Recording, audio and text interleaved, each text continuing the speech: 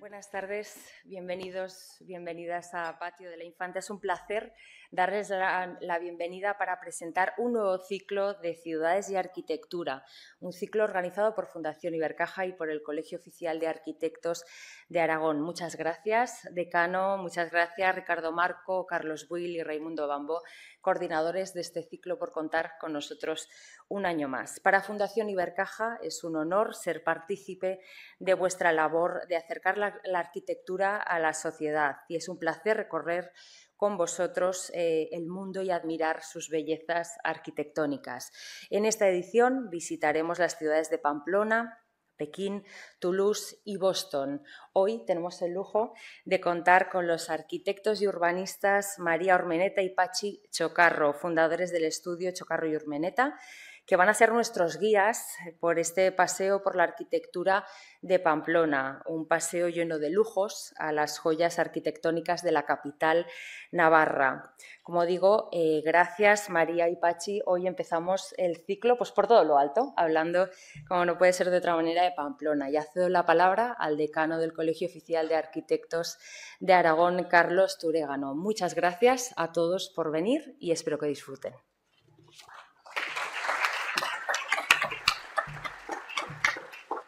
Muchas gracias, Inés. Muchas gracias a la Fundación Ibercaja por la excelente acogida y colaboración que nos brinda en este ciclo, del cual ya vamos por la quinta edición.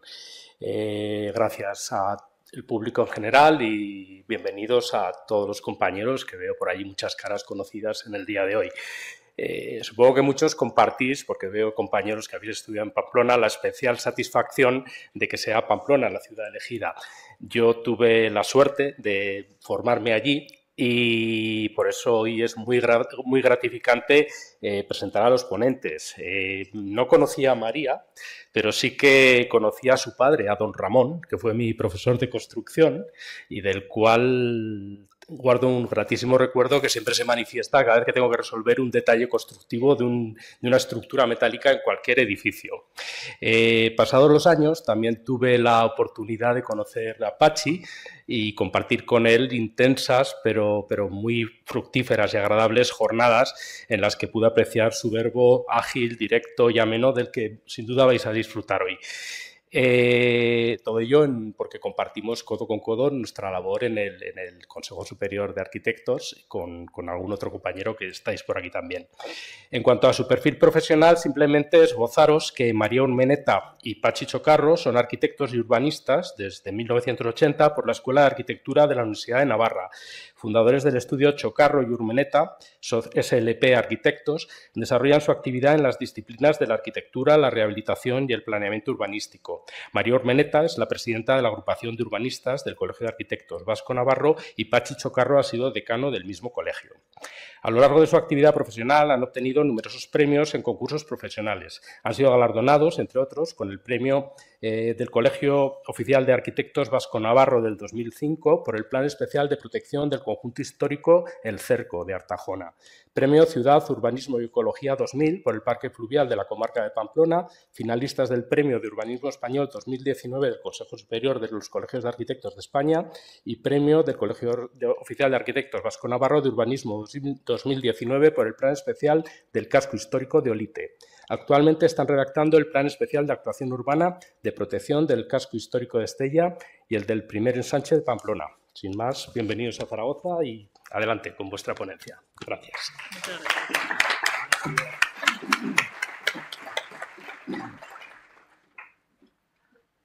No sé si ahora desde aquí se oye, desde sí. Bueno, buenas tardes. Muchas gracias, como ha comentado Carlos, a la Fundación Ibercaja, al decano, a Carlos Turegano, tambial anterior decano, Pedro Navarro, que es el que también nos imbuyó para que estuviéramos aquí, y se lo agradezco especialmente. Además, él tiene parte de Navarro, no solo el apellido, sino además por referencias familiares.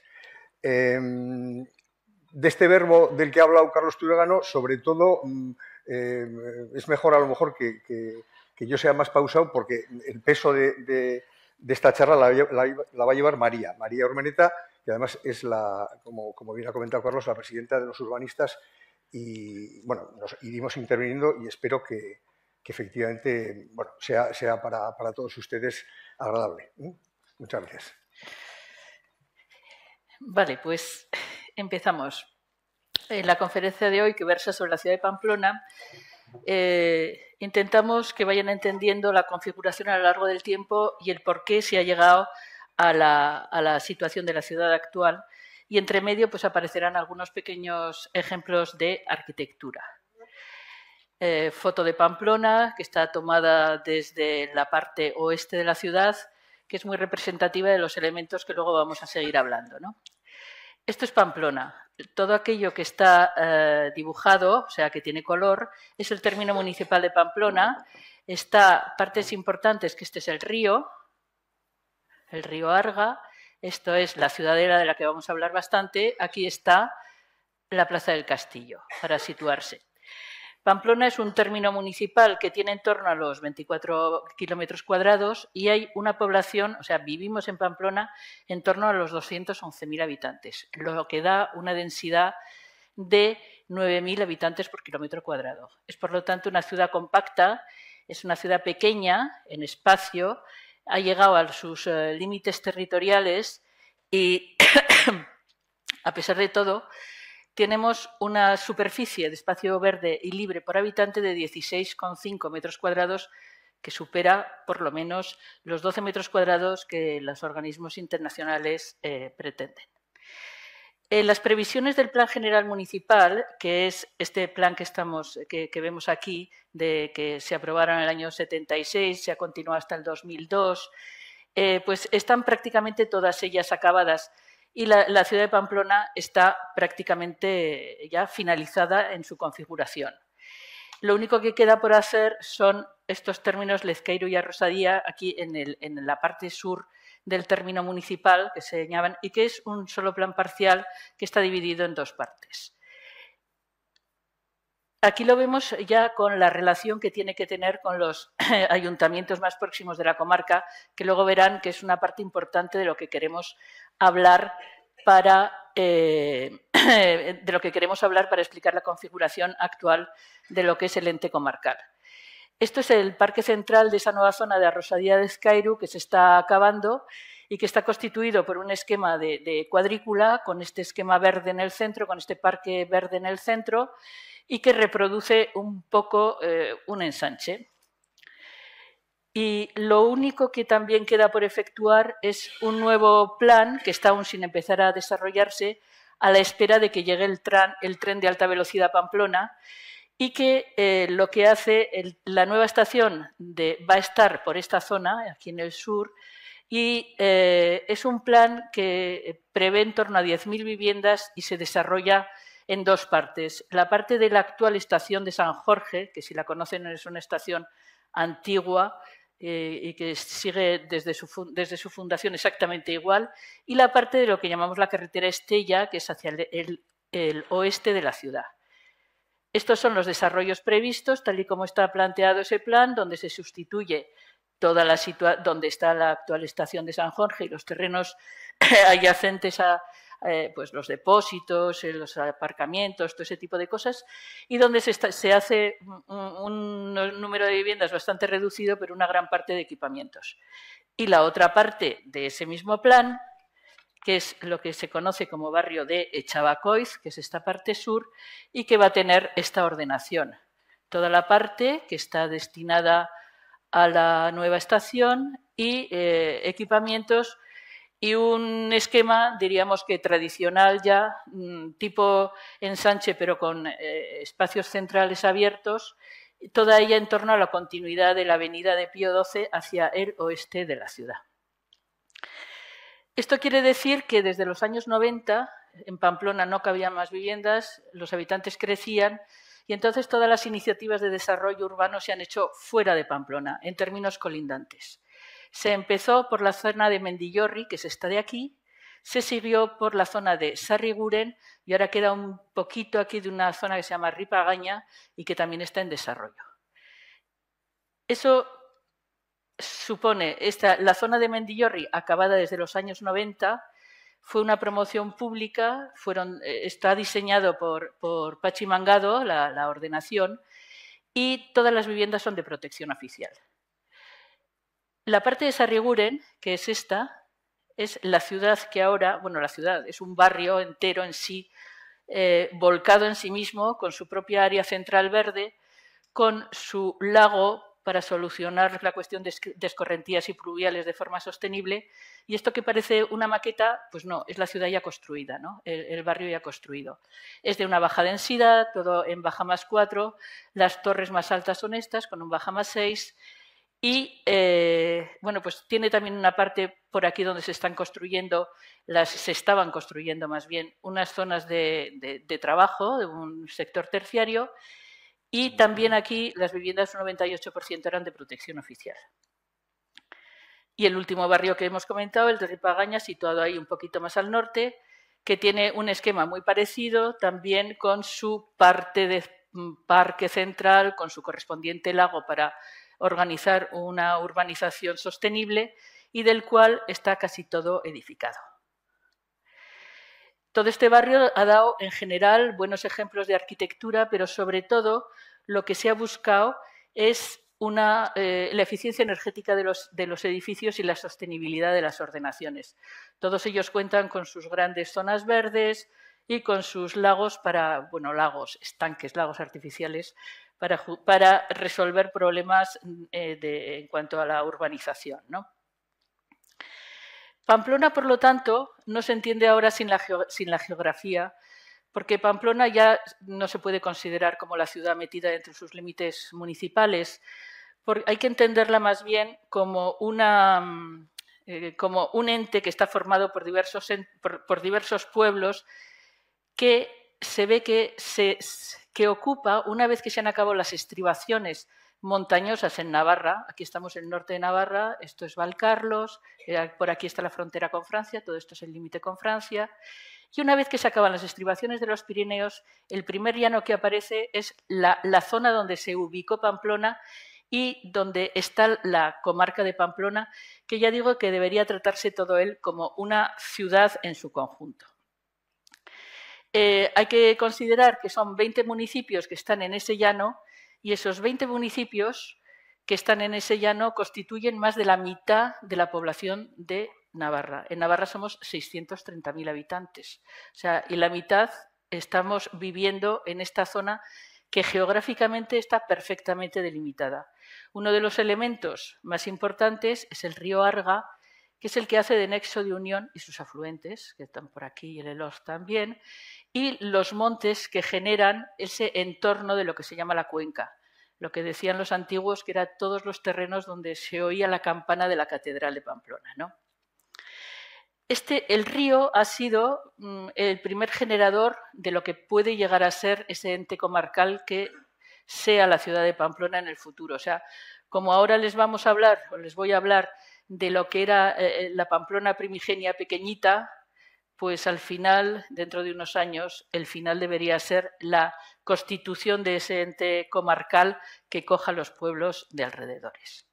Y el río, como tal, como elemento que une las poblaciones, ha sido el primer proyecto que se ha hecho intermunicipal, que tuvimos la suerte nosotros de ganar el concurso y de hacer, y es un plan sectorial de incidencia supramunicipal que se llama así, pues porque discurre por múltiples municipios. Son más de 40 kilómetros de recorridos en torno a los ríos y que generan una nueva conectividad, sobre todo peatonal y rodada, además de beneficios para la salud de la población en general, porque es uno de los paseos cardiovasculares preferidos por la gente, ¿no? Ese nuevo ente, esta ciudad de Pamplona, también estará configurada por todas las vías de comunicación que transforman enormemente el paisaje. María, ese parque fluvial realmente ahora mismo constituye un espacio único para los ciudadanos de Pamplona. O sea, casi diría que incluso puede morir de éxito por lo transitado que está. Y es un lujo esconderse de repente en las orillas del río Arga, fuera de la ciudad, pero protegidos por por el propio cauce y por la vegetación del cauce, ¿no? O sea, es un lujo que nos ha aparecido de repente, bueno, no de repente, o sea, que ha habido una iniciativa pública muy importante y, bueno, se ha hecho de una forma muy coherente y funciona francamente bien ese parque fluvial.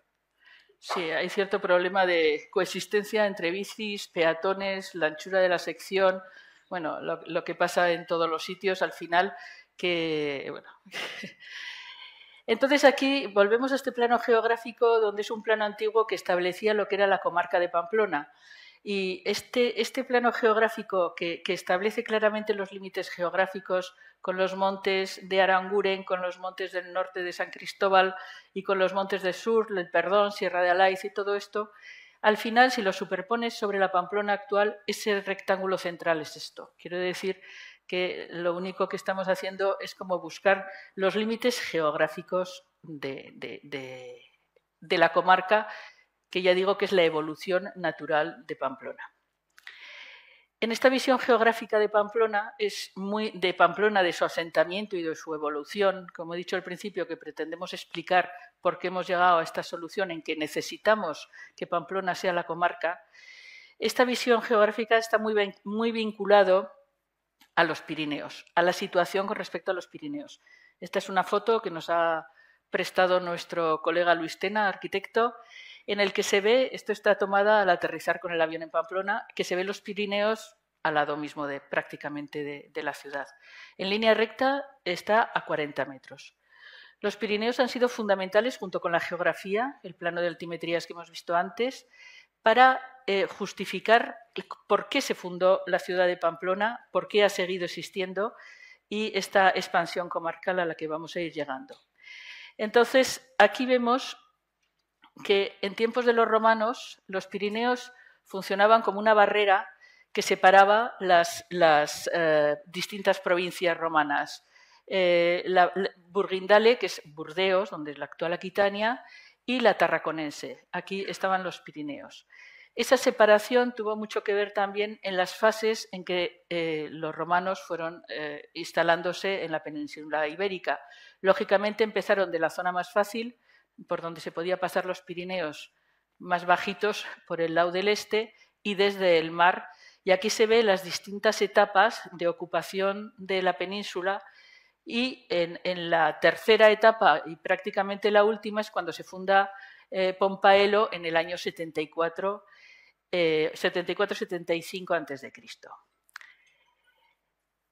Es bastante lógica la fundación de Pamplona en esa situación debido a que, en primer lugar, la barrera de los Pirineos, cuando Pompeyo quiso descansar de las guerras que estaba en la Galia, con la guerra civil que tenían los romanos, pues es lógico que pasara el Pirineo por la parte más baja, por el Imus Pyreneus, que es más o menos donde es ahora San Juan de Piedeport, y cruzando por esa vía, con el Sumus Pyreneus, que es donde está Ibañeta, donde posteriormente se dio la batalla de Roncesvalles, ir por las vías hasta que llegara a la primera zona llana donde poder descansar. No sabemos si lo que pensaba era descansar de una forma provisional, un campamento provisional o un campamento definitivo que generara una ciudad. Al parecer, la buena sintonía que hubo desde el principio entre los pobladores que eran los vascones, esta es la zona de los vascones, con el ejército que venían, con los centuriones que venían con Pompeyo, generó que se fuera transformando en un campamento definitivo, es decir, en una ciudad.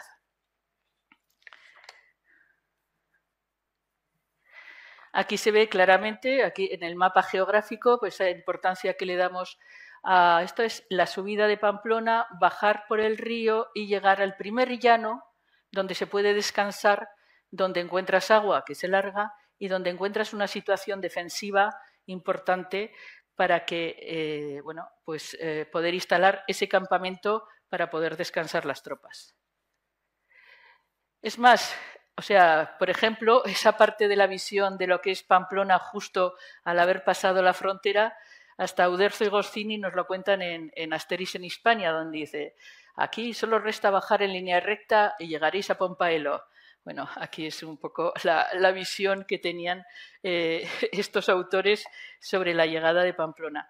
Pamplona aparece en la geografía de Estrabón y dice que está en la ruta de la Jacetania y lo nombra ya, por lo tanto, ya era una ciudad que ya había dejado de ser un campamento de pura estancia, ¿no? Entonces aquí tenemos esta primera llanura que se encuentra al final de los montes, como hemos visto en los planos geográficos, es una situación ideal para implantar un campamento defensivo, o sea, que estaban en plena guerra civil, con lo que se colocan en la parte de la meseta de Pamplona, protegido por toda la zona norte y por toda la zona este, esta es la zona este, esto es la catedral, protegido por los grandes escarpes de tufa que hay sobre el río Arga, con lo cual es una posición defensiva de la ciudad que evitaba tener que cerrarla por dos de los lados, o sea, economía de medios también. Y esta es la situación que eligieron los romanos para instalarse. Sobre el plano de Pamplona, que les sitúo un poco, el río Arga, aquí está la zona de la catedral, que es la zona más alta, la plaza del castillo, Carlos III, todo lo que es el casco viejo, ¿no? Entonces, sobre ello se situó la ciudad romana. La ciudad romana con su cardo y con su decúmano, aunque estaba en los... María Ángeles Mezquíriz, que ha sido la gran investigadora de Pamplona sobre la ciudad romana, daba por finalizada la ciudad romana por aquí.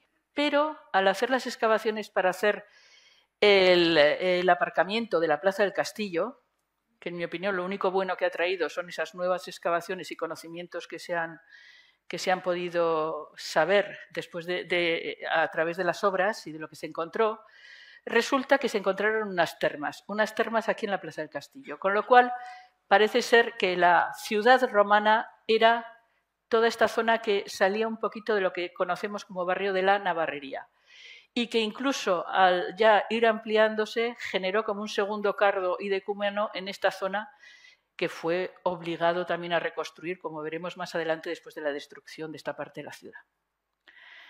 Ay, que se me olvida. Disculpa, María. La figura de la izquierda es una figura de bronce del togado de Pamplona.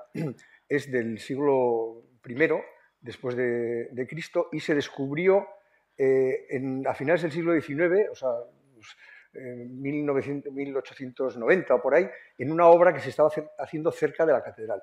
Y en esa época el constructor, o el que lo encontraba, pues para mí, entonces se lo quedaba. Y entonces este constructor se lo quedó, bueno, pero enseguida no sabía qué hacer con él y además los listos franceses del otro lado de la frontera dijeron, esto nos interesa y se lo compraron en los años 20 o los años 30. Entonces ha seguido es que es curioso lo que ha pasado, ha seguido un derrotero extraño y difícil y en los años 60 aproximadamente, 70, lo compró un marchante, bueno, un coleccionista norteamericano. Este coleccionista norteamericano lo ha tenido, diríamos, oculto, o sea, no se sabía qué pasaba con él y por pura casualidad hace 3 o 4 años se supo de su existencia. Entonces, desde el Gobierno de Navarra, además con una forma súper discreta, porque la persona, este coleccionista, quería que se mantuviese así, se pusieron en contacto para ver si se lo podían dejar pues un tiempo en Pamplona para poder estudiarlo y exponerlo. Entonces, en ese espacio se ha expuesto en Pamplona y en ese tiempo el coleccionista ha venido a Pamplona para ver primero dónde se encontró, cómo estaba expuesto, los medios que estaban haciendo para ello y ha accedido a una venta al Gobierno de Navarra. Se sigue sin saber quién es el coleccionista y la venta ha supuesto, como esta figura solo hay otra en España, porque como era bronce, esto enseguida pues para armamento, para balística se utilizaba, ¿no? Y se ha vendido pues por algo más de $500.000 de euros, pero que bueno, que es una cifra para los mercados, no digo nada, si empiezan los árabes a meterse en el mercado, bueno, pues es ridícula. O sea, ha sido una especie como de volver a su sitio este espacio. Entonces, de hecho, ahora está ya, bueno, ya lleva 1 año y pico expuesto en el Museo de Navarra y ya se va a quedar en Navarra, digo, porque es una cuestión que ha sido ahora mismo muy reciente y que, bueno, creo que es curiosa. Bueno, este tipo de esculturas se hacían para cambiarles la cabeza conforme el prócer iba cambiando. Se moría uno, ponían otra, o sea que era reutilizable. Al final de la época de los romanos, pues llegamos a lo que le hemos llamado los años oscuros, y que le llama a todo el mundo, porque la invasión bárbara destruyó Pamplona en el año 272. Hay muy poquísimos datos de todos esos hasta el siglo XI de Pamplona. Los pocos que hay es que en la época visigótica pues era una ciudad episcopal, fue invadida por los musulmanes. En el 994 consta que Abderramán III destruyó la iglesia que había, que es donde se empezó a construir luego la catedral románica.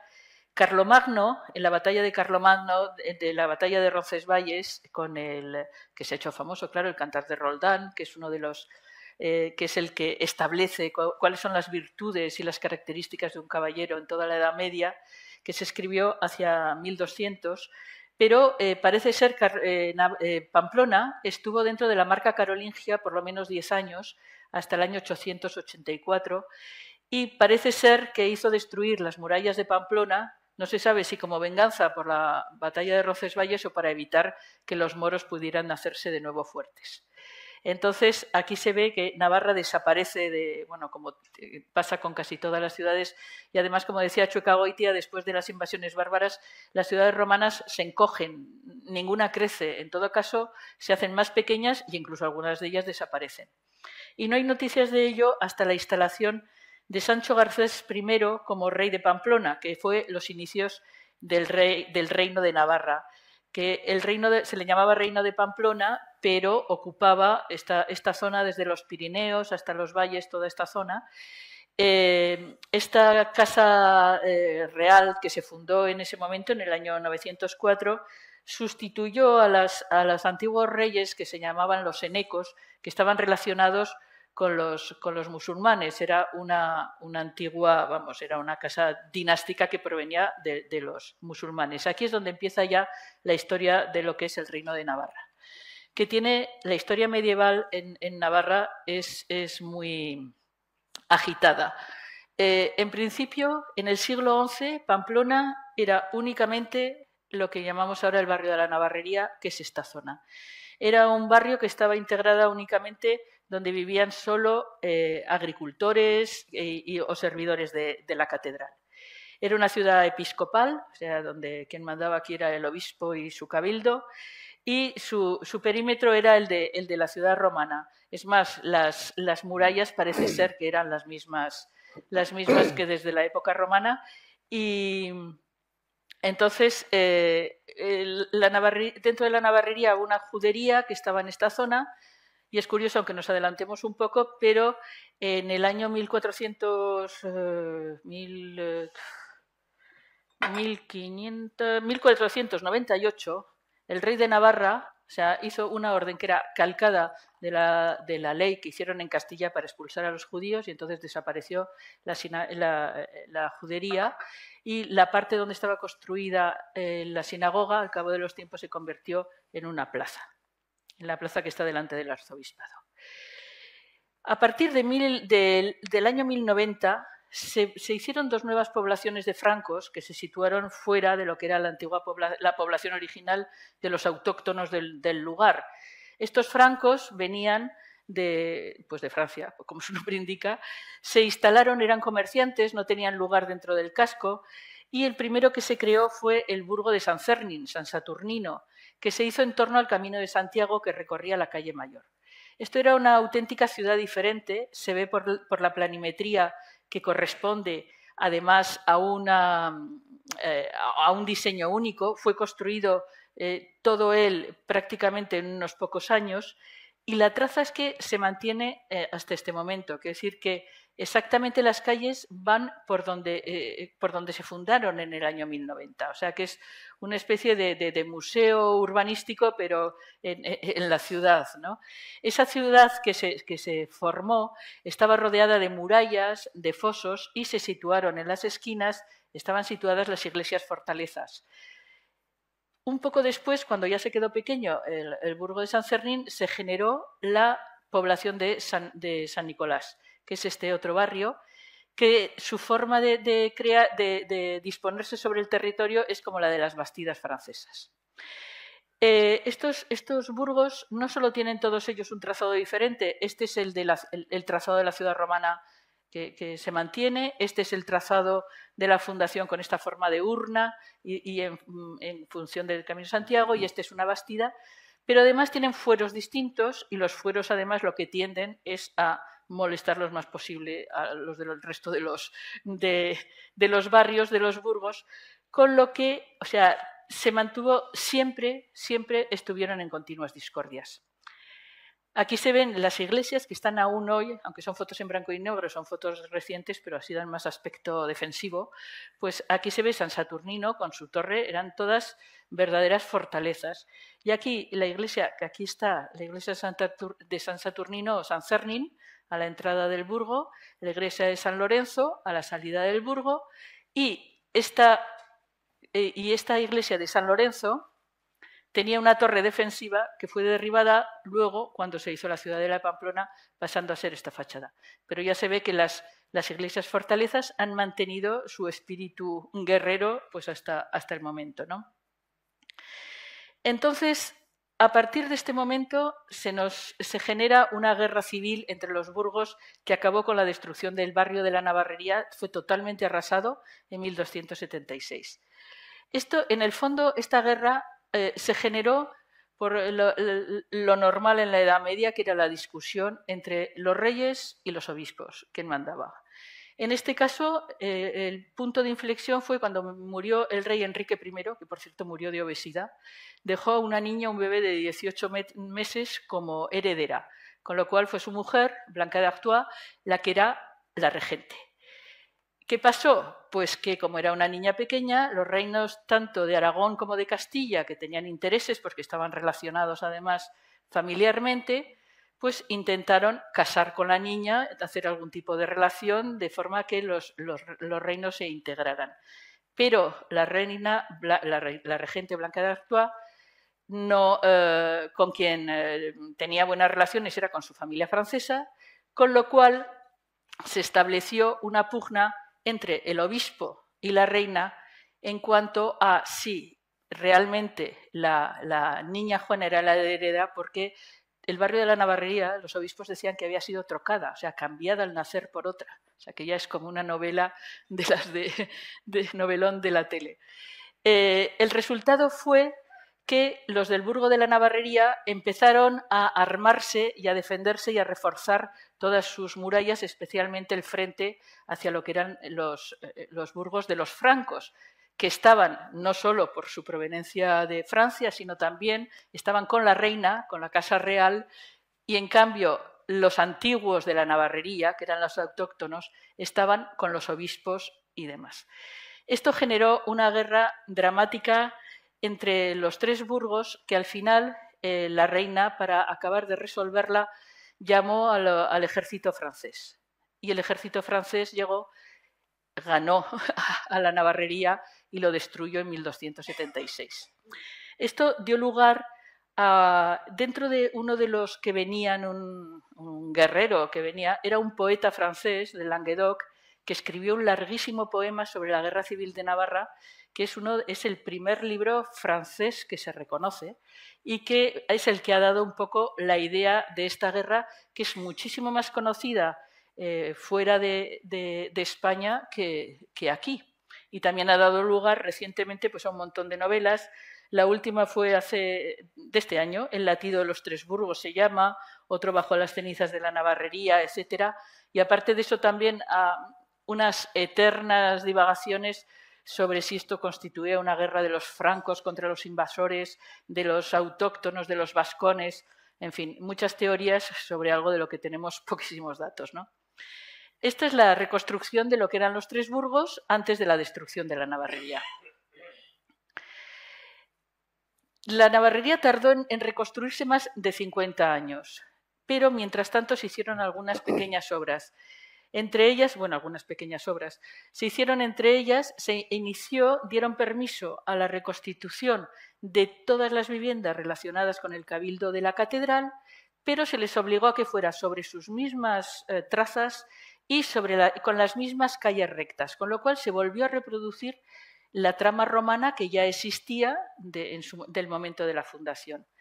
Además, el rey construyó aquí por si acaso seguían las guerras después de la destrucción, porque esta paz que se generó después de la destrucción total fue muy inestable, estaban en continuos disputas todos los días. Se construyó el castillo viejo de Luis Hutín, que es donde está ahora la Plaza del Castillo. Es curioso porque ahora en la restauración de una de las cafeterías de la Plaza del Castillo se ha descubierto uno de los torreones de este edificio que quedó sin desmontar y ha quedado como integrado dentro de la cafetería, pero la verdad es que, en mi opinión, ha quedado ahí un poco metido entre la barra, el comedor, o sea, no es la mejor solución que se le podía dar. Pero por lo visto la cuestión de lo de hacer acciones un poco más fuertes para recuperarlo, pues debía costar demasiado dinero. O sea, en el fondo creo que era eso, ¿no? La reconstrucción de la navarrería, ya digo que no se inició hasta 50 años más tarde, pero siguieron muchos años, a pesar de los intentos de conciliación que hubo entre varias, había delegaciones, pero al final siempre acababan generándose problemas. Es más, por ejemplo, incluso entre San Nicolás y el barrio de San Nicolás y el burgo de San Fermín, aquí aparecieron en esta zona las primeras ordenanzas municipales urbanísticas de Pamplona, en esa época en la que se establecían las alturas que tenían que tener las casas, las ventanas, los materiales, para que no generaran problemas defensivos en contra de los del otro burgo, ¿no? En estos tiempos, cuando ya apareció como rey Carlos III el nombre, empezó a intervenir en las disputas, estableció unas ordenanzas, se supone que como más justas y equilibradas, pero aún sin llegar a una verdadera paz. Lo que sí fue importante es que en la Navidad de 1390 se derrumbó la catedral de Pamplona, la catedral románica, que esto parece de la novela aquella de Los Pilares de la Tierra, pues se derrumbó y fue el rey el que colaboró a su reconstrucción. Carlos III el Noble, aquí está en su sepulcro, aquí es la estatua que está a la entrada de la Plaza del Castillo, y la Catedral de Pamplona, que se reconstruyó. Aquí tenemos lo que es la nave en negro, es la nueva catedral gótica, debajo la catedral románica, y se mantuvo la fachada porque se había salvado del derrumbe, y se construyó también el precioso, lo que es el claustro gótico.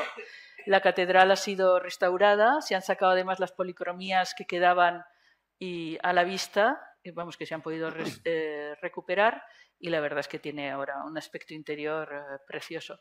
Entonces, esta fachada románica que se mantuvo en la catedral gótica, pues hasta Ventura Rodríguez, hasta el siglo XVIII, es la que se mantuvo. Y aquí vemos toda esta historia que he estado contando. Esto es lo que ocupa, que es todo el casco antiguo de la ciudad de Pamplona. O sea, aquí tenemos la zona de la catedral, el barrio de la Navarrería, San Fermín, San Nicolás, que ya digo que esto es una especie de arqueología urbanística, pero a la vista de todos, ¿no? Lo que tenemos, seguimos pisando las mismas calles que se fundaron en el año 1090, ¿no? Una vez que se promulgó exactamente el 8 de septiembre de 1423, que se acaban de celebrar ahora los 600 años, se unificaron los tres burgos, y entonces se generó un espacio en el centro, un espacio de nadie, todo esto, porque se fueron tirando las murallas, que no fue inmediatamente, evidentemente, pero que se fueron tirando, y entonces apareció todo este espacio interurbano para, pues, poder llenarse con otro tipo de instalaciones, de construcciones, de calles, de lo que fuera, ¿no? Entonces, este recinto amurallado fue desapareciendo paulatinamente, pero a finales de este siglo, 1423, y luego ya empezó a gestarse lo que fue la Guerra Civil Navarra entre agramonteses y beaumonteses, que tuvo como resultado la conquista de Navarra por los castellanos. Resulta que en el año 1512, que fue la conquista de Navarra, Fernando el Católico lo que hizo fue reforzar las murallas de Pamplona, acabar los tramitos que faltaban para unir en las zonas donde se habían unificado, con el fin, siempre con la idea de que Pamplona era la ciudad defensiva, el bastión que estaba tan cercano a los Pirineos que tenía que ser la defensa contra Francia. Y es más, además, con la rivalidad entre el Reino de Castilla y posteriormente después España con Francia, ese papel defensivo de Pamplona ha sido lo más importante y lo que ha marcado la ciudad y su desarrollo durante, pues, hasta el siglo XX. El primer edificio que se construyó, esta es la superposición de lo que sería aquí, ese espacio que se agregó. Este es el antiguo palacio de Eutín y aquí es el palacio de Fernando el Católico que se construyó. Entonces, el primer edificio que se levantó fue el edificio de la Casa Consistorial, que no debía ser un edificio especialmente brillante, porque de hecho lo que hicieron fue en 1400, se supone, en 1423 se unificaron los tres burgos, resulta que el edificio este estaba ya muy avanzado para 1483. Este edificio en 1752 se demolió y se le hizo una nueva fachada barroca. Y esa fachada barroca se conservó cuando se volvió a demoler en el año 53. O sea que ahora el edificio es un edificio reciente, del año 55, con la fachada barroca de 1752. Este es el recinto amurallado donde aparecen, pues, todos los elementos que al final son lo que va a mantenerse en Pamplona hasta 1915, que se tiran las murallas, ¿no? Entonces, dentro de ese recinto amurallado, una de las torres que en la torre norte, que se llamaba la Torre de la Rocha, junto con un monasterio que estaba al lado, es lo que configura ahora el Museo de Navarra. El Museo de Navarra, que tiene la única fachada renacentista civil que hay, que es una preciosidad de fachada, solo se conserva esta fachada, que era la fachada del convento, más aquí la antigua iglesia. Y aquí se ve perfectamente cómo forma parte de lo que era la muralla del burgo de San Fermín, y porque esto es la calle que baja, que tiene muchísima pendiente, y la antigua torre defensiva que está integrada en el museo. Este museo se hizo el museo en 1956, pero se hizo una reforma enorme, integral, de todo el edificio, fundamentalmente para poner de otra forma las colecciones y que no fuera un museo como una especie de almacén de trastos, en 1986, que lo hicieron los arquitectos Jordi Garcés y Enric Soria. También, en ese lienzo de muralla, uniendo la parte norte de los burgos, existía el Palacio de San Pedro, que fue construido por Sancho VI el Sabio a finales del siglo XIII. Ese edificio, que es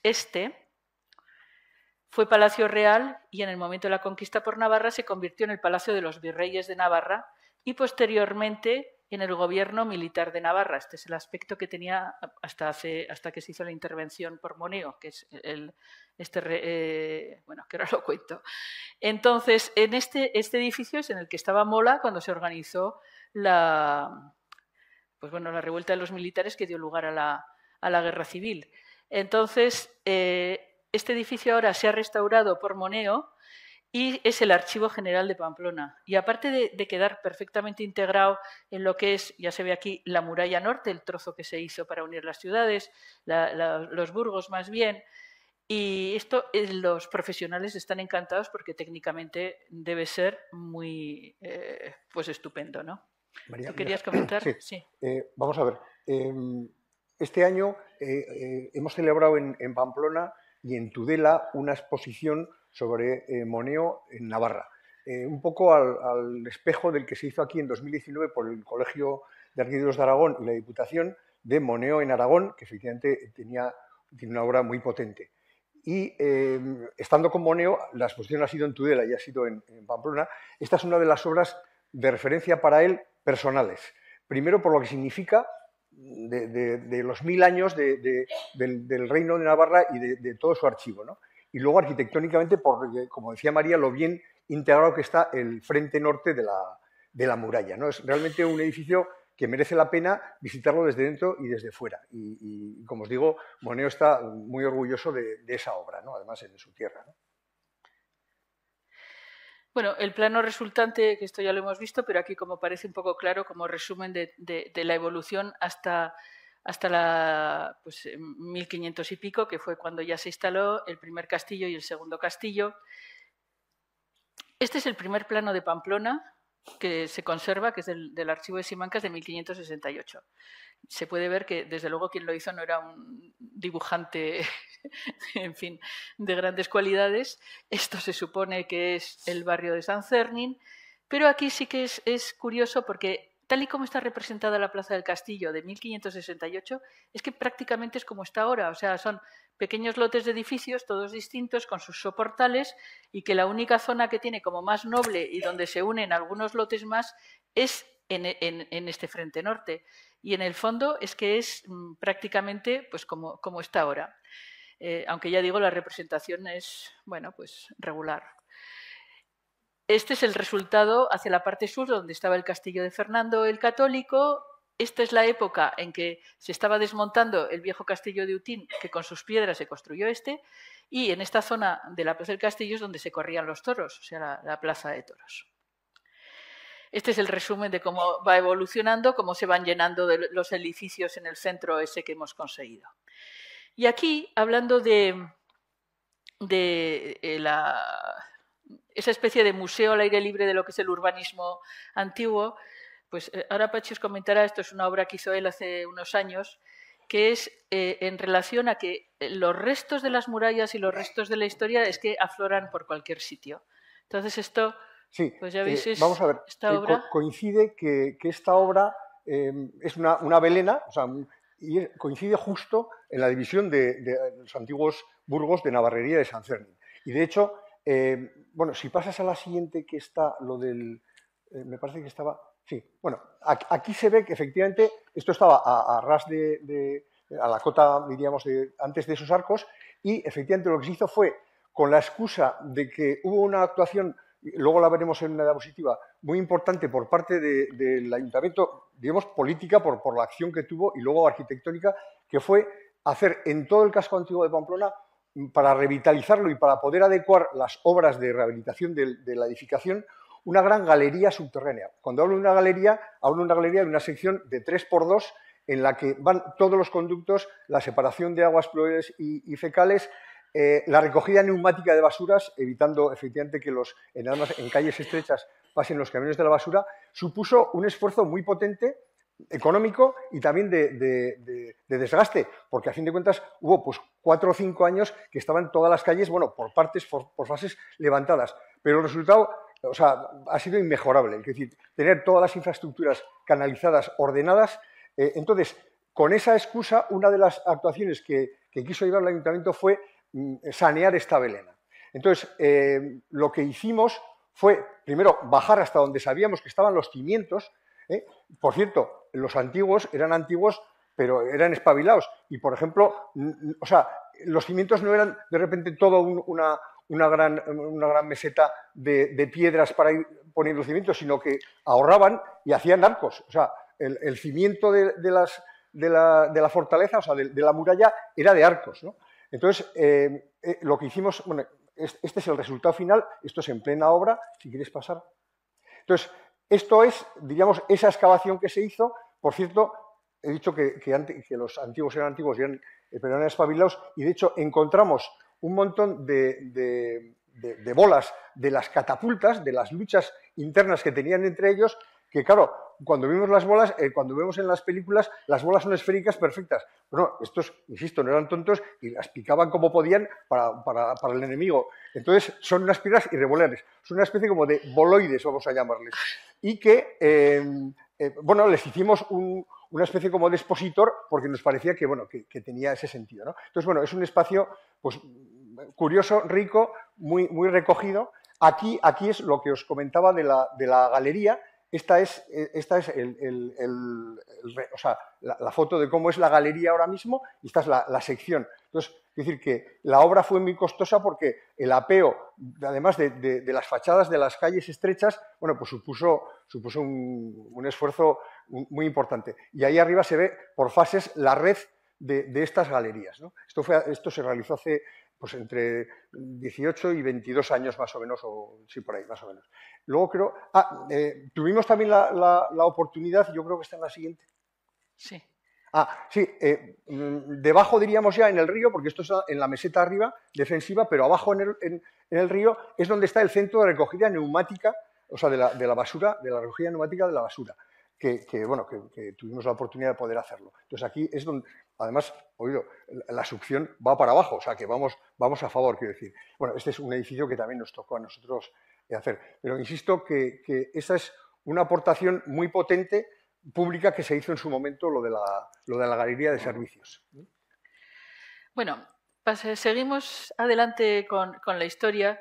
Entonces, el siglo XVI fue decisivo para la evolución de Pamplona porque ya se consolidó lo que era la unión de todos y se construyeron dentro de la ciudad todos los monasterios y los conventos que estaban fuera, con lo cual se hicieron grandes construcciones que luego con la desamortización e incluso después por la pura transformación han supuesto grandes contenedores de equipamientos y de espacios culturales y de espacios de la administración muy interesantes.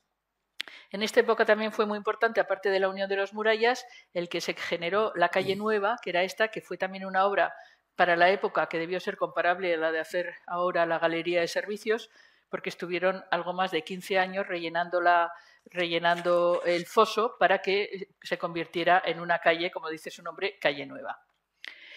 Entonces, es a partir en el siglo XVI, aunque se inicia en el siglo XVI, se inicia la ciudadela de Pamplona.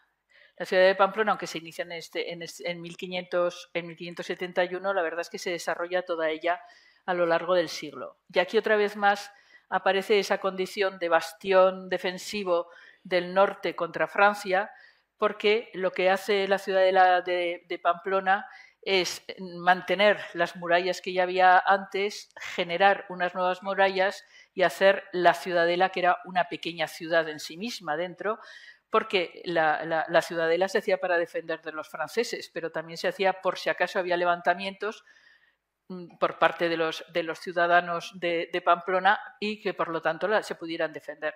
También hay que recordar, aunque bueno, todo esto ya son unas cosas ya más particulares, pero claro, las guerras carlistas se dieron en Navarra en una situación donde los gobiernos liberales eran los dueños de la ciudadela y en cambio la ciudadanía era fundamentalmente carlista, con lo cual la ciudadela tenía esas dos visiones, defenderse de los de Francia y defenderse también de los de la ciudad.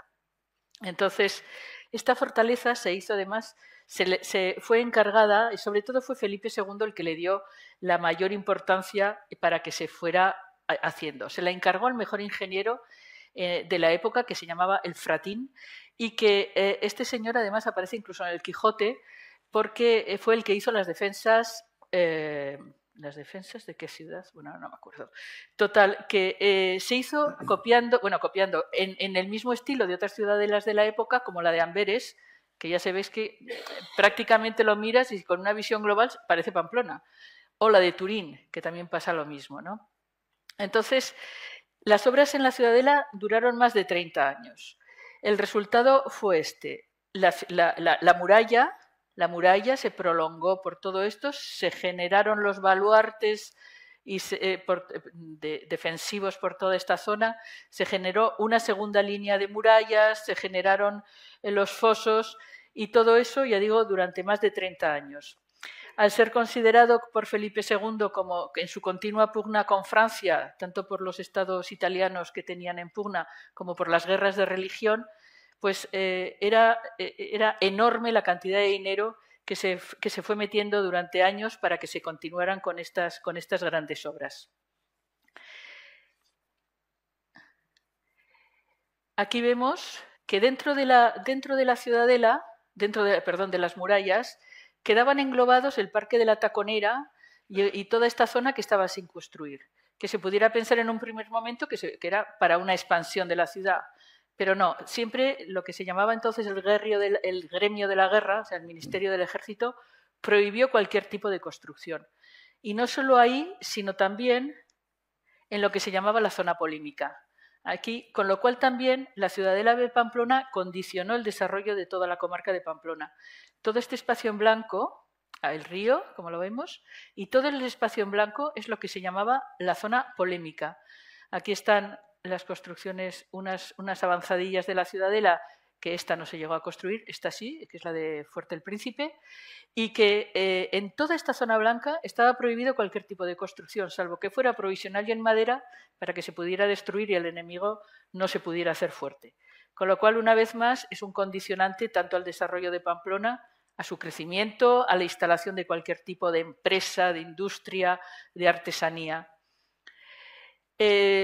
La ciudadela como bastión, digo, como la defensa contra Francia por su cercanía a los Pirineos, pues era por parte de la monarquía española, lo tenía muy presente. Aquí se ve la visita de Felipe IV, Juan Bautista Martínez de Mazo, que era el yerno de Velázquez, y la comitiva del rey cuando fueron a visitar la ciudadela. A partir de esta época, a pesar de darla por finalizado, en esta época pasó que fueron los militares no solo los que ordenaron las ordenanzas para lo que era su propia ciudadela, sino para toda la ciudad de Pamplona, con lo cual cualquier edificación, cualquier demolición tenía que pasar por el visto bueno de un plan que se ejecutó y que estuvo vigente hasta casi finales del siglo XVIII.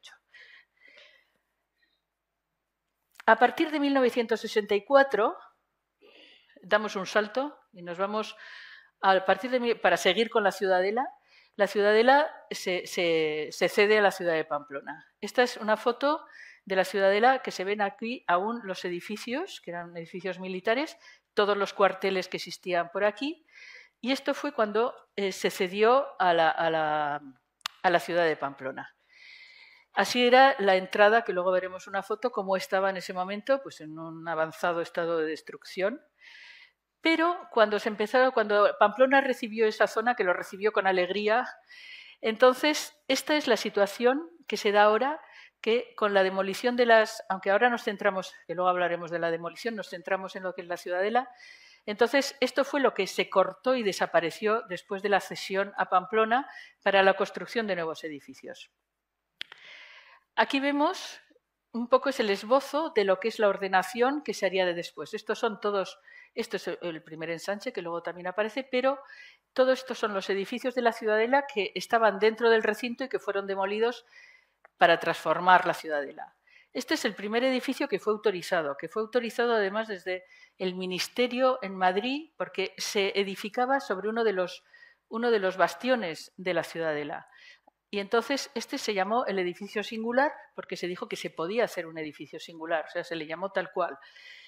Fue objeto de un concurso y fue edificado en el año 76. Otro edificio que se hizo en otro de los extremos de la propia ciudadela, o sea, rompiendo uno de los bastiones, fue el edificio de la Caja Municipal, que es edificio de Comomo, construido en 1976, y que la verdad es que es un edificio que está como el primer día. Y aquí se ve... Por cierto, perdona, en este edificio tiene la sede la Delegación Navarra del Colegio de Arquitectos, y desde luego les invito a que si van a Pamplona y van entre semana, un día antes de las 2, suban porque la vista de la ciudadela realmente merece la pena. Es una planta séptima desde ahí, que está justo encima de la ciudadela, y creo que es una visita más que recomendable. Entonces aquí se ve la nueva avenida del Ejército, que aún estaba sin abrir. Ese edificio se abrió aquí, se construyó aquí. Y esto fue las transformaciones de la ciudadela. En el año 2003 se construyó el Palacio de Congresos, que es de Pachi Mangado, que es un edificio que tiene esta forma de L, que esta no es que se hiciera sobre uno de los bastiones de la ciudadela, pero sí que sobre el aparcamiento sí que invade alguno de ellos. Aquí se ve el edificio. Y la verdad es que el resultado estético con la piedra que se eligió está muy bien, porque es una piedra como mutante, cambia de color conforme la luz, y la verdad es que pues aquí queda muy bien integrada con lo que son la ciudadela actual y demás. Y también en la ciudadela se hizo la nueva estación de autobuses en el año 2005, y que es subterránea y se aprovechó para recuperar el Rebellín de Santa Lucía. Y esta es la imagen de la estación de autobuses totalmente debajo del glacis. Aquí se ve el conjunto de la ciudadela ya partida por la Avenida del Ejército y con los edificios que ocupan espacios. Y esto es esa foto que hemos visto antes, como está ahora. Si volvemos al siglo XVIII, vemos que en ese siglo lo fundamental fue, en primer lugar, o sea, la fachada se renovaron un montón de casonas y de palacios que no vamos a nombrar, pero se cambió la fachada, seguía la fachada románica, aquella que habíamos visto desde 1390 cuando se hundió, y se renovó y la hizo Ventura Rodríguez con esta fachada que aún los pamploneses siguen discutiendo si es adecuada o no, o sea que ya llevamos tiempo con el asunto, ¿no? En este siglo también fue muy importante la traída de aguas, también con otro proyecto de Ventura Rodríguez, con un acueducto, y aquí se ven los planos, que son bien bonitos, y con eso se generaron, bueno, en Pamplona esto fue un festejo de cuando ya la traída, ya un aniversario de ellas, que cualquier excusa es buena para sacar a los gigantes de la ciudad, que siempre están en todos los festejos que se hacen, y se hicieron 4 fuentes que las diseñó Paret, las cuales las 4 se conservan. Y una de ellas, que es esta, es de la que se tiran en San Fermín los guiris, o sea, que hasta que la desmontaron. Entonces, estas son las fuentes de suministrar agua y que se mantienen. También se hizo el alcantarillado de la ciudad, también se hizo, o sea, fue un siglo, pues el siglo de las luces importante y el siglo del barroco, que fue importante. Llegamos ya al siglo XIX. Y nos encontramos con que Pamplona sigue absolutamente encerrado en su ciudad con sus murallas en estos espacios. El aumento de la población en el siglo XIX fue muy notable y había ya más de 20.000 personas que vivían en Pamplona y había un problema enorme de hacinamiento y de salubridad. Entonces, el asunto fue que en 1836, a partir de la desamortización de Mendizábal, o sea, se pudieron hacer una serie de obras urbanas muy importantes. Y la primera fue que dentro del recinto de las murallas, se pudo tirar el convento que estaba aquí de las Carmelitas al lado del antiguo palacio, del antiguo castillo del rey, y se crearon en esta zona 3 edificios importantes y la plaza de toros. Aquí se ven perfectamente los 3 edificios que se hicieron en sustitución de ese convento y que es el teatro principal, la Diputación Foral y la Casa de Timbre y Moneda y la Plaza de Toros. Estos edificios los hizo el arquitecto Nagusia y propuso, este es el teatro principal, pero unido a los 2 edificios de los lados, aunque por aquí detrás había unas velenas, unas separaciones que en fachada no se reflejaban. Esto le dio a la Plaza del Castillo un cierre como importante y elegante, que aquí también está reflejado, ¿no? Esta es la Diputación, el Palacio de la Diputación, al cual, dado que no se le podía dar fachada a este lado porque iba a hacerle competencia al teatro, ¿no? Este es ese edificio, se le dio la fachada al otro lado, ya avanzando un poco la importancia del futuro paseo de Sarasate. Este es el edificio de la Diputación, que también lo hizo el mismo autor. Este es el plano que se levantó en esa época, donde se ve las construcciones, como era Pamplona en ese siglo, que seguía estando constreñida dentro de las murallas. En ese momento permitió el Ministerio del Ejército, o sea, el gremio de la guerra, permitió un primer ensanche, que es este, del que acabamos nosotros ahora de hacer un nuevo plan. Y entonces, pero este nuevo ensanche no solucionó nada porque eran 6 manzanas, una de ellas se dedicó a la Audiencia, que ahora es el Parlamento de Navarra, y en el resto estas otras manzanas pues eran para construcciones como de chalés y demás. Con lo cual, incluso la ciudad perdió habitantes. Estos son los planos de esto. Se estudiaron otros ensanches dentro de las murallas, pero no tenían mayor interés. Hasta que, por fin, en 1915 se tiraron las murallas y ya se puede ver que además con gran jolgorio y con los gigantes otra vez por la calle, como es habitual a la menor ocasión y oportunidad, ¿no? Entonces, el derribo de las murallas supuso la aprobación del primer ensanche, que fue aprobado en 1922. Este es un ensanche que lo hizo el arquitecto Esparza, que es una inspiración en el plan de Cerdá, con la diferencia de que si en Barcelona son manzanas de 100%, aquí son manzanas de 70 por 70. Pero que al tener el fondo de edificación igual, resultan unos patios excesivamente pequeños.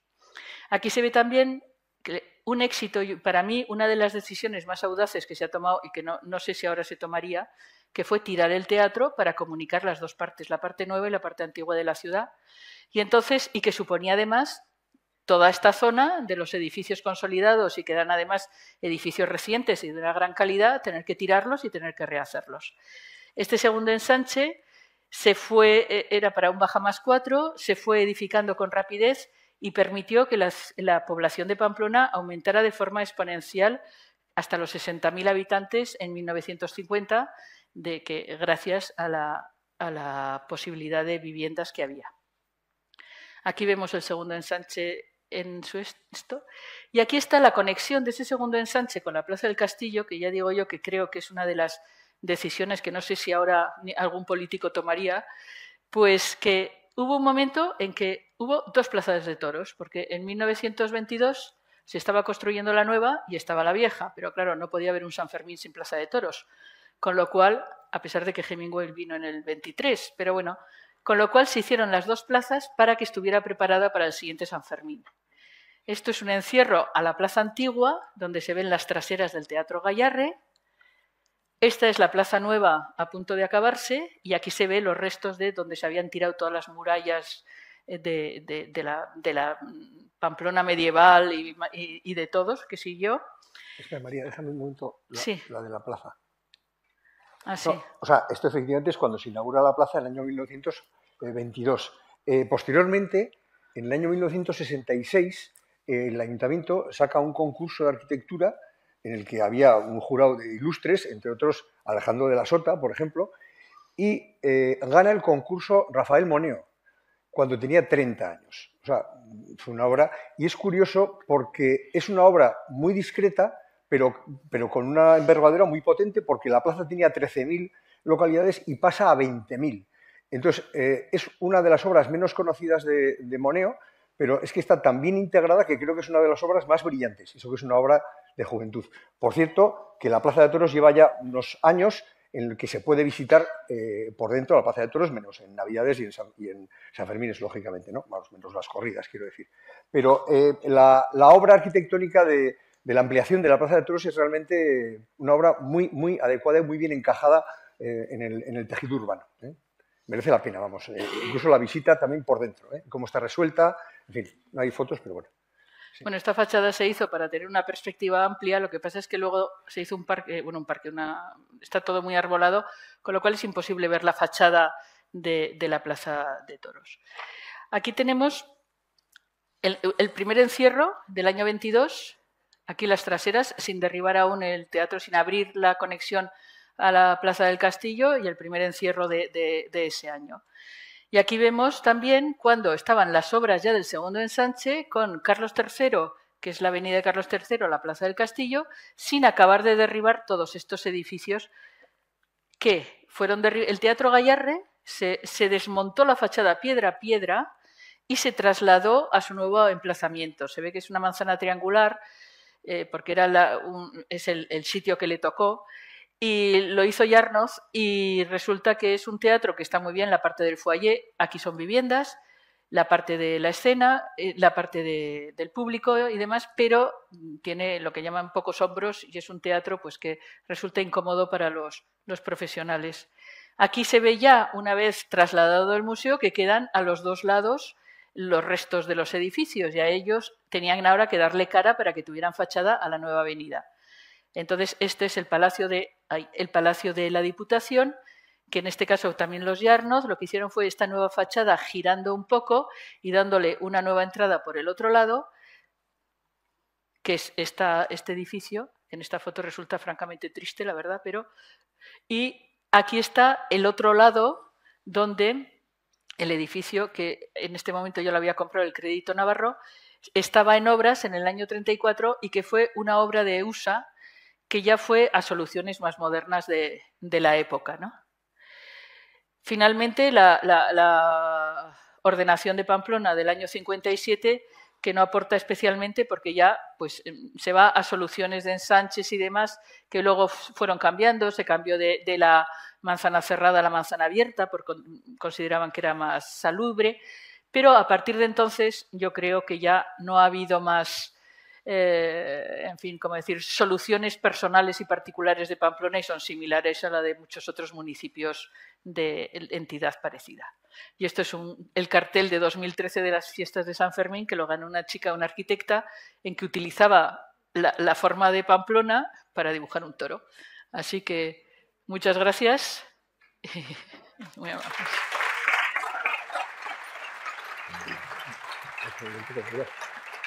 Gracias.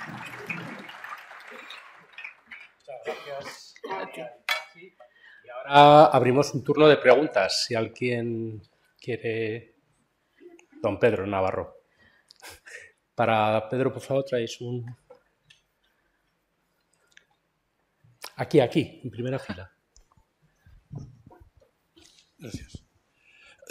¿Se oye? Sí. Bueno, una pregunta para Pachi. En unas conversaciones que tuvimos, de las muchas cuando éramos decanos, tú del Colegio Vasco Navarro y yo del Aragón, me acuerdo que me comentaste que tú habías corrido el encierro más de una vez. ¿Tú crees que la trama urbana y la arquitectura condiciona de alguna manera el recorrido del encierro? Bueno, vamos a ver. Sí, yo he corrido, o sea, vamos a ver, correr el encierro es una temeridad. Entonces, bueno, pues yo de los 16 a los 27 años, pues efectivamente, pues era, bueno, pues era temeroso. No, temerario. No, era temerario. Era temerario, no sé la palabra, era temerario. Entonces, si es tan especial el encierro de Pamplona, en gran parte es precisamente por el entorno y por el escenario en donde está. O sea, pasas por unas calles estrechas y altas porque efectivamente, como bien ha comentado María, la presión de las murallas hacía que solo pudiera llevar en altura el casco, la edificación, y de hecho son más altas que habitualmente, ahí hasta bajas más 6 en el casco antiguo. Entonces, lo que pasa es que tiene una arquitectura muy armoniosa, con balcones, bastante homogénea, pero dispar, y entonces tú te metes en un espacio más acogedor, o sea, más recogido. Y toda la trama urbana por donde discurre el encierro es una trama rica arquitectónicamente y además y urbanísticamente, ¿no? Entonces, yo, por ejemplo, la experiencia que tenía cuando iba a correr al encierro pronto, antes de entrar en el escenario del encierro, que está todo en ebullición, todos los balcones llenos.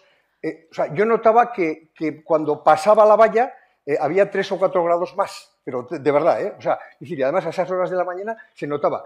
Y, por supuesto, el acongoje del nervio de estar ahí dentro, ¿no? Porque, a fin de cuentas, pues te puede coger un toro y te puede matar.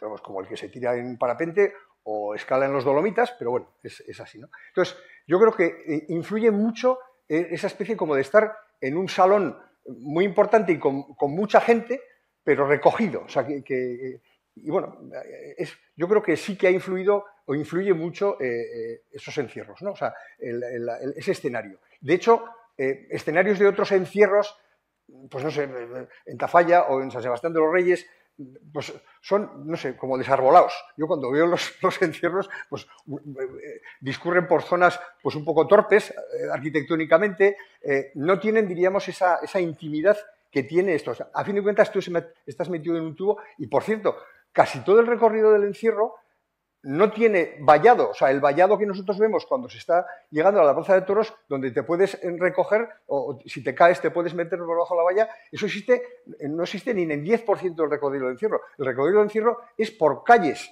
con portales que a su vez están cerrados, o sea, que no tienes escapatoria, quiero decir. Entonces, en fin, tiene bueno, sí, tiene esa, bueno, pues una temeridad, un trastorno como otro cualquiera, quiero decir, o sea, es así.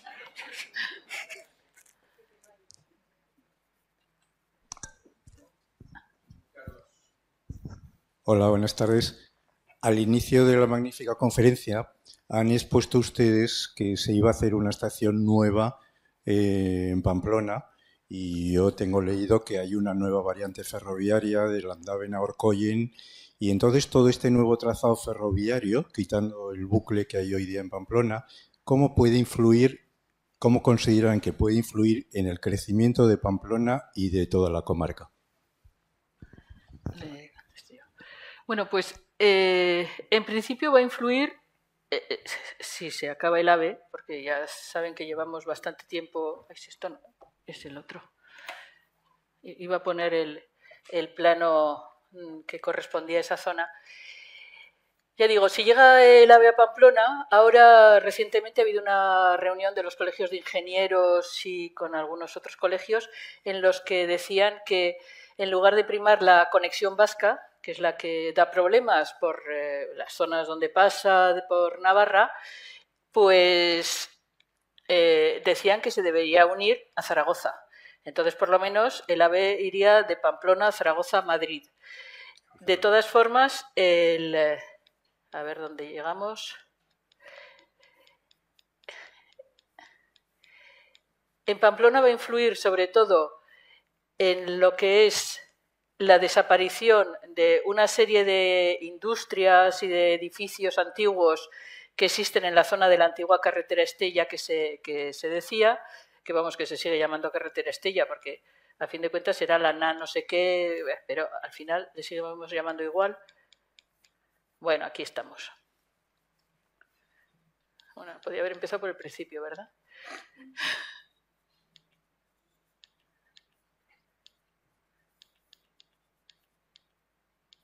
Aquí. Entonces, esto es la zona que en Pamplona se va a poder todo esto renovar, donde ya digo que hay edificaciones de estas como un poco suburbiales, un poco entre rural y urbanas, una serie de industrias pues bueno, que se separaban de la ciudad pero que ahora se han quedado dentro. Y luego lo que la parte de arriba, perdón, que voy otra vez mal, aquí, la parte de aquí, al término municipal de Pamplona no le va a afectar la desaparición del bucle de Landaven porque es para la recogida de los coches y todo eso. No le va a afectar porque por esta parte el término municipal de Pamplona ya está agotado.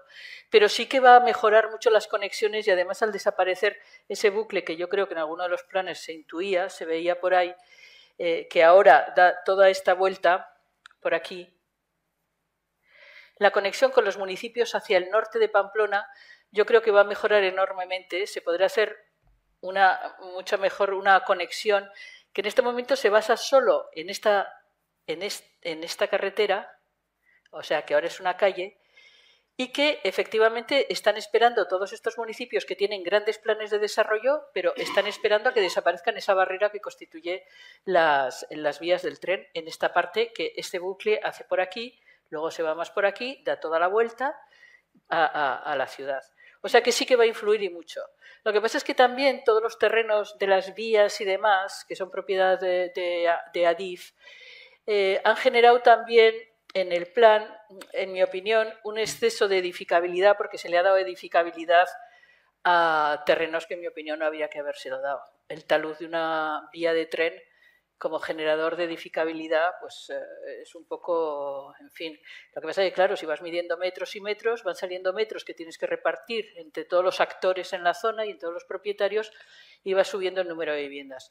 ¿Eso qué pasa? Que aquí ha tenido el resultado de que las 10.000 viviendas que se van a plantear aquí se plantean en unas, bueno, con un modelo que en mi opinión no es exactamente por el más reciente que se debería utilizar, ¿no?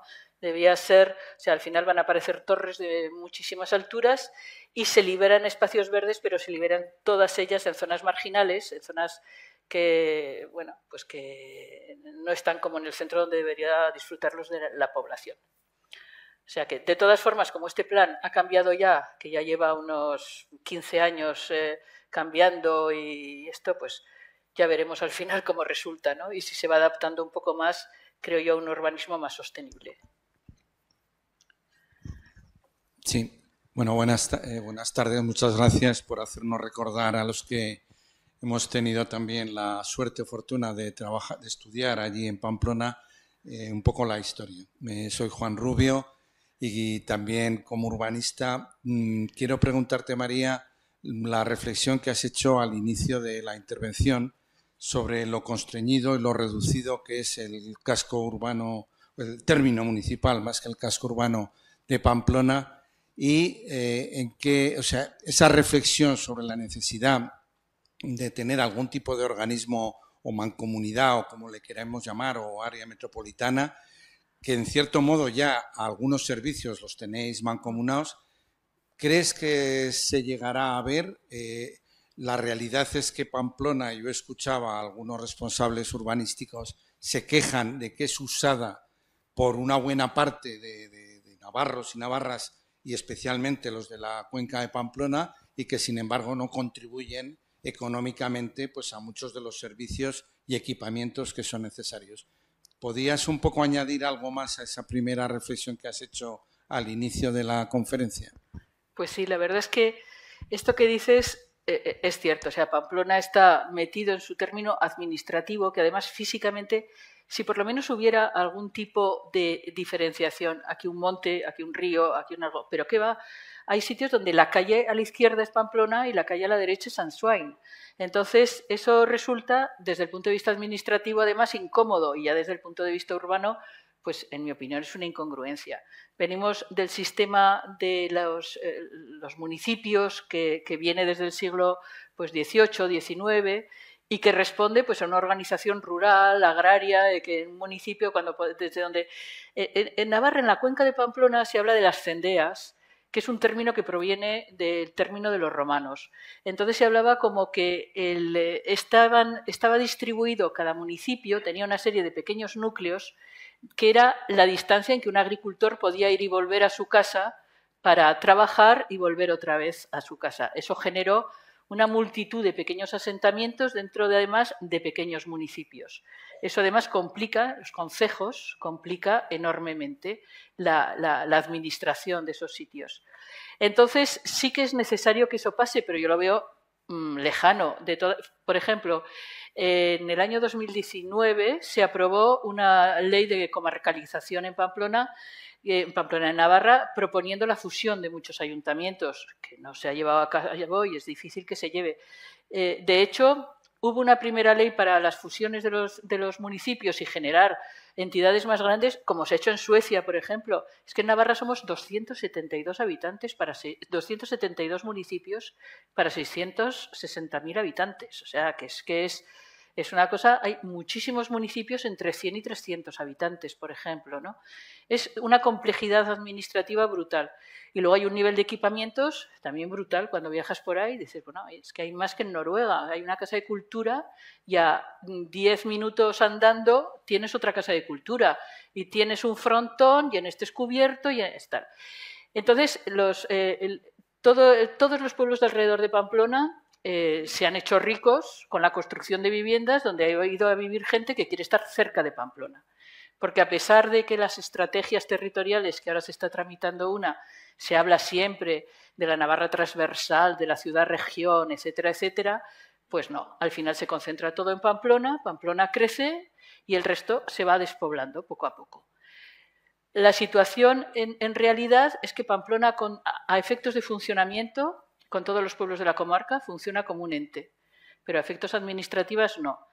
El asunto de lo de que sea Pamplona quien financia los equipamientos y las dotaciones a los pueblos de la comarca está más o menos resuelto con una especie de... El Gobierno de Navarra, cuando distribuye el fondo para las haciendas locales, tiene un plus por capitalidad Pamplona, pero que por las disputas políticas de estos años que llevamos de que, bueno, cambian unos, hay moción de censura, luego llegan otros, se agrupan y tal, pues desapareció. Y sí que es cierto que Pamplona soporta un peso de uso de sus dotaciones mayor de lo que corresponde a su población y a los que verdaderamente pagan los impuestos allá. Pero eso no quita para que todos los pueblos de la comarca tengan un nivel de dotaciones verdaderamente enorme, ya digo, que ha venido de los años hasta 2008 en que se construía Se han construido chalés y adosados, vamos, que no se puedo poner una foto, pero veréis que ese continuo urbano, ese continuo construido que constituye la comarca, no está todo el planificado, además, desde una visión global. Está subplanificado, pues bueno, en algún sitio optan por chalés, en otros sitios optan por otras soluciones y luego llega al punto de encuentro y generalmente salta alguna chispa. O sea que... Sí que hay un aspecto que es el único aspecto en ese lado positivo, que es que efectivamente la mancomunidad en la comarca de Pamplona es un ente que efectivamente gestiona el abastecimiento de agua, el saneamiento, la recogida de basuras para toda la comarca de Pamplona. Por si no, es que no podría existir, ¿no? Ahora mismo, por ejemplo, se está intentando, ya que el Ayuntamiento de Pamplona implantó las bicis eléctricas que se están implantando en muchas ciudades, públicas, quiero decir, bueno, pues también para que lleguen, efectivamente, y que las coja la mancomunidad de la comarca de Pamplona y puedan llegar, diríamos, a todos esos municipios de la comarca de Pamplona, ¿no? O sea, es un poco la situación en la que el lado positivo sí que, si no, no funcionaría esto, ¿no? O sea, en esa gran cuenca, solo ya el tema de abastecimiento y recogida de agua es que es fundamental, ¿no? La depuración, es la misma depuración de agua en Arazuri, o sea, eso sí que está mancomunado. Pero claro, hay pues muchos reinos de taifas. El urbanismo el urbanismo no está coordinado. El urbanismo no está coordinado. Oficialmente hay un periodo de audiencia en el que el municipio limítrofe, pero bueno, sí, no tiene... Una última pregunta. ¿De dónde creéis que van a salir los 30 o 40.000 habitantes que tendrían que ir al barrio nuevo del AVE en Echevacoiz? ¿Creéis que va a haber demanda para esas viviendas? ¿O, como ha ocurrido tantas veces, vaciarán otros barrios de la ciudad y que probablemente eso lleve consecuencias de degradación o de en fin, una cierta necesidad posterior de regeneración urbana? Bueno, Pamplona tiene una ventaja, que es que tiene 2 universidades y hay 18.000 estudiantes, y muchos de ellos de fuera. Entonces eso genera un mercado del alquiler muy intenso. De hecho, ahora en valoraciones que hemos hecho para solares urbanísticos y demás, pues vas viendo, si miras en hojas de estas o hablas con los de El Idealista, que es la mejor base de datos sobre...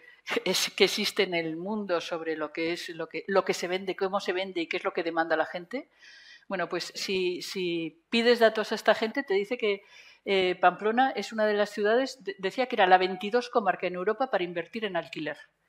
Entonces, probablemente no sean gente que se cense en Navarra, no sean votantes de Navarra, pero probablemente hay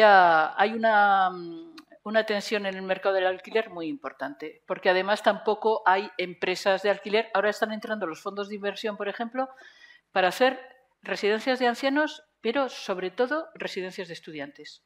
Entonces, hay un hotel, se ha transformado en residencia de estudiantes, antiguos edificios se están transformando en residencia de estudiantes y los fondos de inversión están metiendo dinero en eso. Entonces, la parte del alquiler es una parte muy importante del mercado inmobiliario que no tiene nada que ver con el número de habitantes que tiene Pamplona, evidentemente. Tiene mucho que ver con el efecto de las universidades. Y luego el efecto que tienen, pues CENER, que está la empresa de energías renovables, que también genera, pues bueno, mucha gente que va y que viene. O sea, quiero decir que hay pequeñas empresas y tal, entre la Clínica Universidad de Navarra, la universidad pública y todo eso, hay un gran mercado de alquiler. Por eso yo creo que no se irán despoblando otras zonas de forma alarmante. Además, por ejemplo, el casco histórico, que normalmente suele ser el pagano de estos tipos de actuaciones, en el caso de Pamplona, como no quedó más remedio que seguir viviendo allá, las casas se fueron sustituyendo. Si primero eran de adobe, después fueron de ladrillo y madera, después de fundición. Entonces es un patrimonio que no ha hecho falta tirar muchas cosas. En general se rehabilita y se mantienen las estructuras. Hay muy pocos casos en que se derribe. Entonces es un casco que tiene posibilidades de rehabilitación pues buenas por la buena construcción que se ha hecho. Ya digo, porque hacer de la necesidad virtud, porque los militares no dejaban hacer otra cosa, ¿no? Entonces, yo creo que el casco viejo sí que hay zonas degradadas, evidentemente, como en todos, pero en general tiene una nota media y la gente vive a gusto en el casco. Además, con la peatonalización, los servicios, existe el problema de la movilidad, como en todos los sitios y los aparcamientos, que poco a poco se intenta ir solucionando. Pero yo creo que más bien irá por ese lado.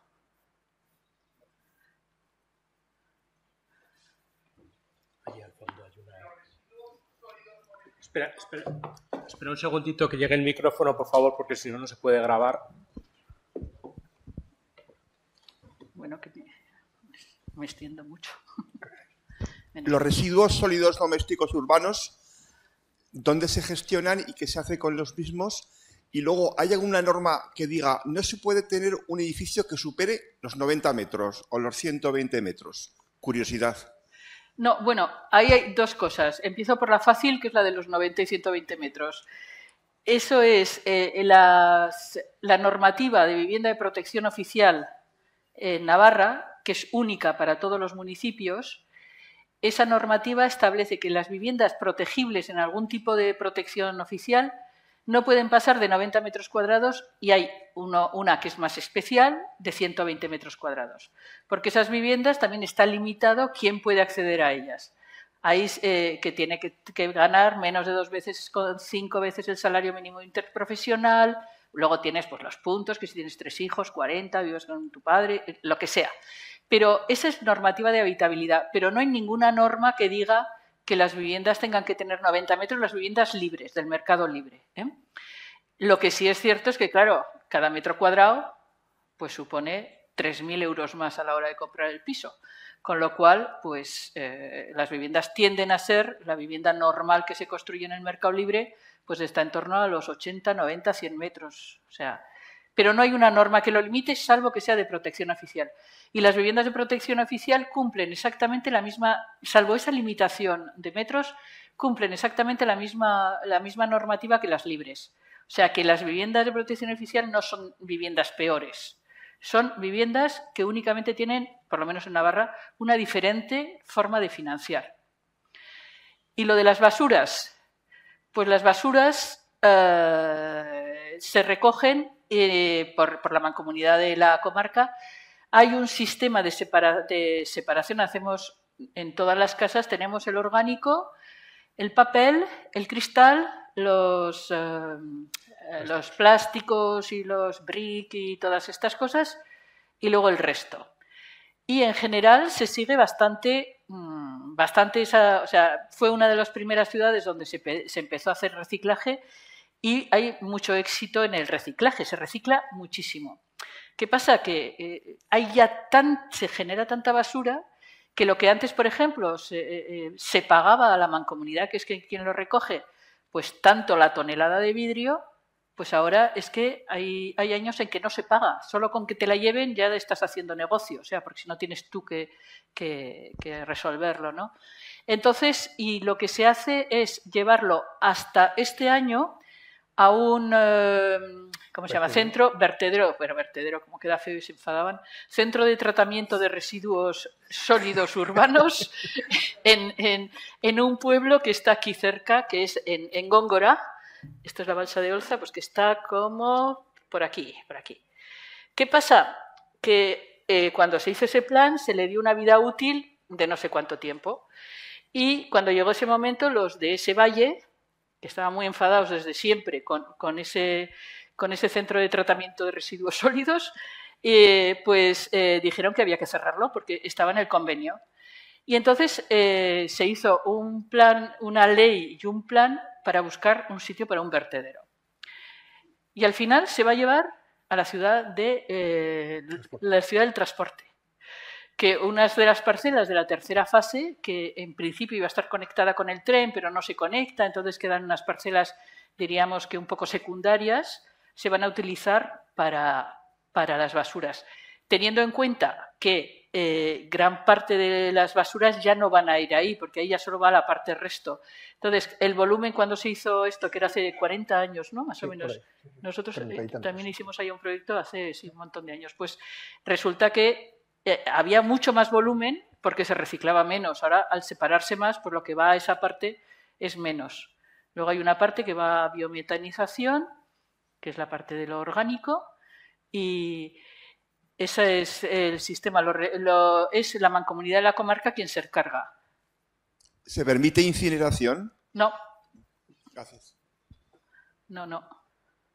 Es algo que se trató además, hay una ley foral sobre basuras y la incineración se prohibió. Gracias.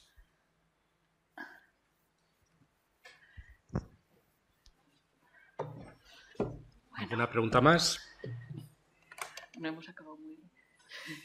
Bueno, pues muchas gracias, Patxi y María, por vuestra espléndida conferencia. Muchas gracias a todos los asistentes. Y hasta otra, hasta el lunes que viene. Gracias. Construimos un mundo con más oportunidades para las personas, para conseguir una sociedad más inclusiva y sostenible. Fundación Ibercaja. Juntos hacemos más.